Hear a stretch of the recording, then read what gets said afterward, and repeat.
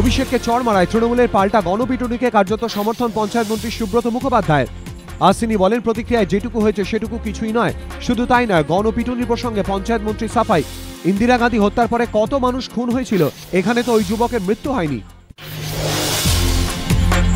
গণ ইস্তফার ধাক্কায় বাগান ছারখার।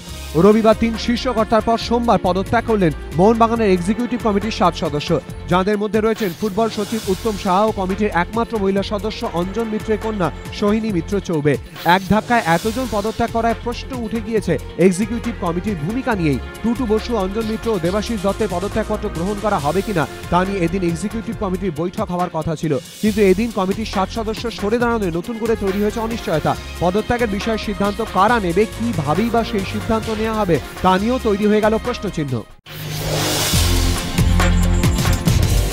শেষ পর্যন্ত মনোনয়ন। অবশেষে পদ্মভূষণের জন্য এস শাটলার সাইনা নেহওয়ালকে মনোনয়ন দিল কেন্দ্রীয় ক্রীড়া মন্ত্রক।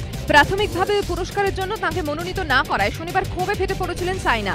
তারপরে সিদ্ধান্ত বদল ক্রীড়া মন্ত্রকের। কেন্দ্রীয় ক্রীড়া মন্ত্রকের তরফে জানানো হয়েছে, ক্রীড়াক্ষেত্রে সাইনা নেহওয়ালের অসামান্য কৃতিত্বের কথা মাথায় রেখে পদ্মভূষণের জন্য তার নাম সুপারিশ করে স্বরাষ্ট্র মন্ত্রকের কাছে পাঠানো হয়েছে।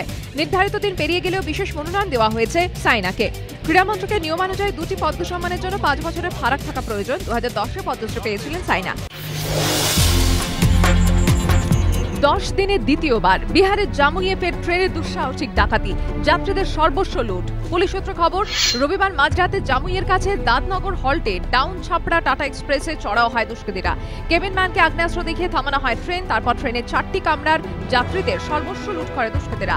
লুট করা হয় সোনা, গয়না, মোবাইল ও নগদ টাকা।